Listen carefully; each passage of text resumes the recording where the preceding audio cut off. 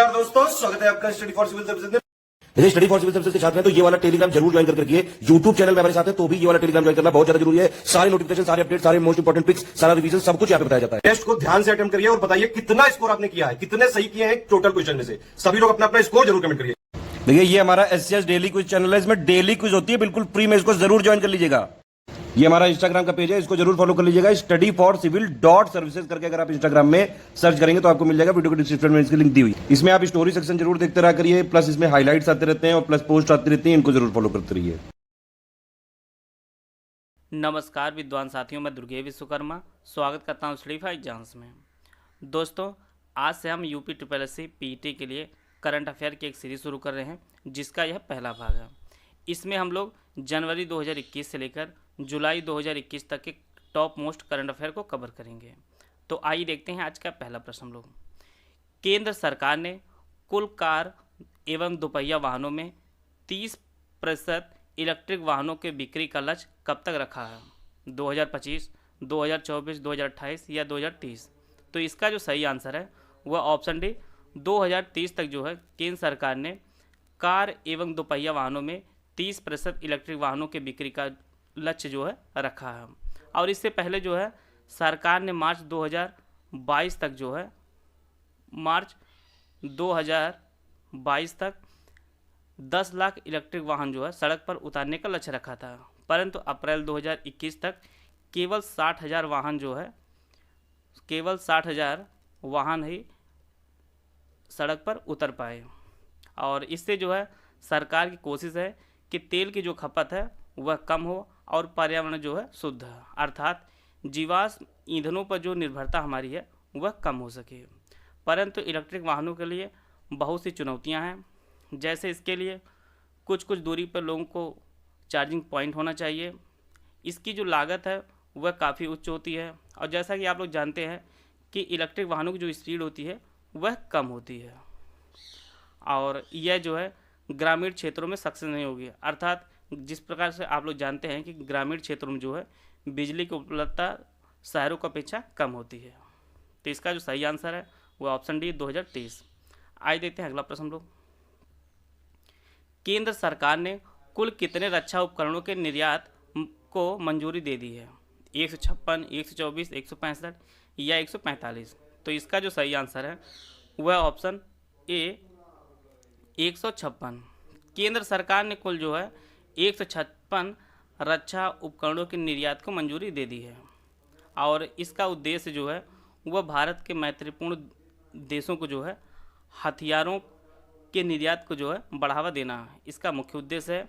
और इसके अंतर्गत जो है आर्टिलरी गन, स्वदेशी light combat aircraft, tank, missile और गोला बारूद आदि जो है इसमें हैं। तो टोटल जो है 156 रक्षा उपकरणों के निर्यात को मंजूरी दी है केंद्र सरकार ने। आइए देखते हैं अगला प्रश्न हम लोग। जल शक्ति अभियान 2.0 की शुरुआत कब हुई थी? 25 मार्च 2021, 25 अप्रैल 2021, 22 मार्च 2021 या 15 जून 2021? तो इसका जो सही आंसर है वह ऑप्शन सी 22 मार्च 2021। जैसा कि आप लोग जानते हैं कि अंतर्राष्ट्रीय जल दिवस जो है वह 22 मार्च को मनाया जाता है, और इसी दिन जो है जल शक्ति अभियान 2.0 की शुरुआत हुई थी। और यह जो है इसका जो है द्वितीय चरण है, और यह जो है नवंबर 2021 तक जो है यह चलेगा। और इस अभियान का जो पहला सत्र की जो शुरुआत हुई थी वह 1 जुलाई 2019 में जो है इसकी शुरुआत हुई थी। जल शक्ति अभियान प्रथम की शुरुआत हुई थी। आइए देखते हैं अगला प्रश्न। फरवरी 2021 में नीट का कौन सा संस्करण लॉन्च किया गया है? सबसे पहले हम लोग नीट का फुल फॉर्म जान लेते हैं।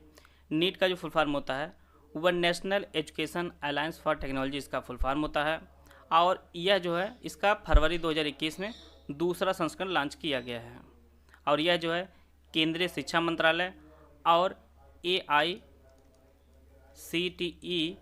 के सहयोग से जो है इसे लॉन्च किया गया है, और इसका पहला संस्करण जो है वह 2019 में लॉन्च किया गया था।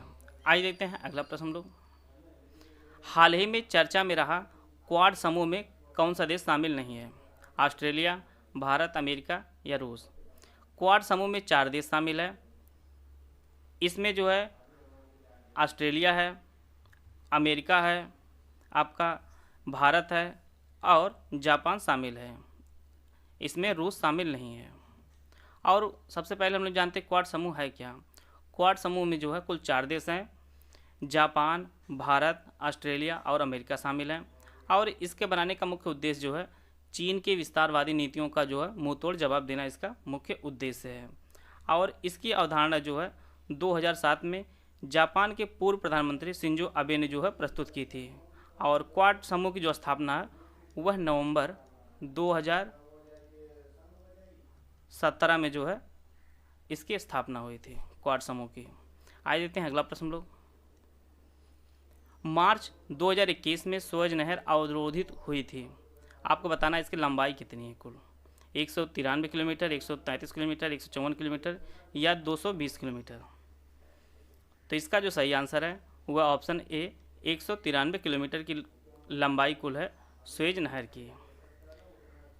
मार्च 2021 में जो है ताइवान की एवरग्रीन कंपनी का एक जहाज़ था, एवर गिवन नाम का एक जहाज़ था, और वह जो जाकर वह सुएज नहर में फंस जाता है। और इसी कारण जो है 23 मार्च से पूरी दुनिया के जो नौवहन है वह प्रभावित हो जाती है।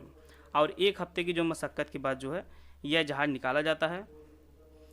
और सुएज नहर की जो निर्माण हुआ था वह 1869 को हुआ था।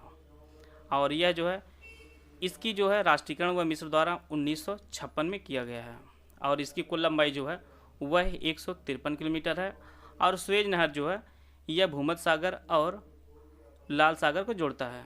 जो आपकी बार बार परीक्षाओं में पूछता है कि सुएज नहर किन सागरों को जोड़ता है, तो वह भूमध्य सागर और लाल सागर को जो है सुएज नहर जोड़ता है। तो इसी प्रकार से हम लोग करंट अफेयर को स्टैटिक टॉपिक से रिलेटेड करके इसको आगे पढ़ेंगे हम लोग। आइए देखते हैं अगला प्रश्न लोग। संयुक्त राष्ट्र ने किस मादक पदार्थ को खतरनाक ड्रग की श्रेणी से हटा दिया है। शराब, हेरोइन, भांग या ब्राउन शुगर। तो इसका जो सही आंसर है वह ऑप्शन सी भांग को जो है संयुक्त राष्ट्र संघ ने खतरनाक मादक ड्रग की श्रेणी से जो है हटा दिया है। इसे जो है विश्व स्वास्थ्य संगठन के सुझाव के कारण जो है इसे संयुक्त राष्ट्र संघ ने हटा दिया है। और यह भारत में 1985 में जो है यह सब प्रतिबंधित श्रेणी में डाला गया है भांग को। आइए देखते हैं अगला प्रश्न लोग। कौन सा देश 5 आई से जुड़ने का प्रस्ताव दिया है। चीन, जापान, भारत या रूस। तो इसका जो सही आंसर है वह ऑप्शन बी जापान। 5 आई से जुड़ने का प्रस्ताव जो है वह जापान ने दिया है। सबसे पहले हम लोग जानते हैं 5 आइज है क्या। 5 आइज एक जो है खुफिया संगठन है।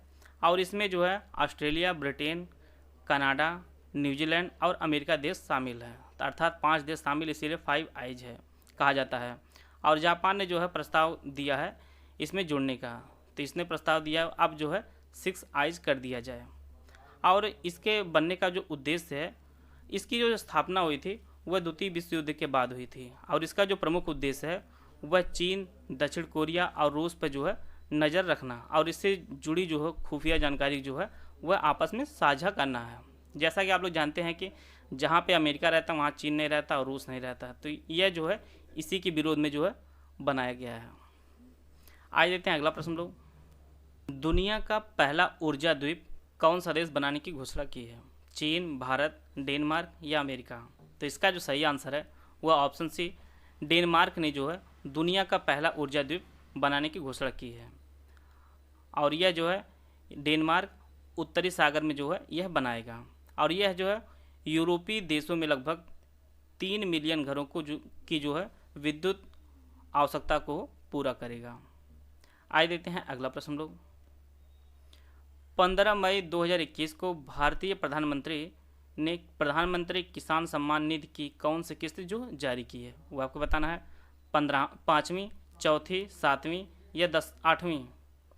तो इसका जो सही आंसर है वह ऑप्शन डी 8वीं। 15 मई 2021 को जो है भारतीय प्रधानमंत्री नरेंद्र मोदी ने जो है प्रधानमंत्री किसान सम्मान निधि की जो है 8वीं किस्त जो है वह जारी की है। और इस योजना की जो शुरुआत हुई थी वह 24 फरवरी 2019 को जो है उत्तर प्रदेश के गोरखपुर ज़िले में हुई थी। और इसका जो है टोटल 100% जो है वहन जो है वह सेंट्रल गवर्नमेंट करती है। और इससे जो है लगभग 10.75 करोड़ किसान जो है लाभान्वित होते हैं। और इसके अंतर्गत प्रतिवर्ष जो है प्रत्येक किसान को जो है किसान परिवार को जो है वह 6,000 रुपये जो है दिया जाता है, 6,000 रुपये। और यह जो है सभी किसानों को दिया जाता है। कुछ सुझाव देना हो तो आप लोग कमेंट बॉक्स में ज़रूर दीजिएगा। वीडियो को पूरे देखने धन्यवाद। जय हिंद, जय भारत।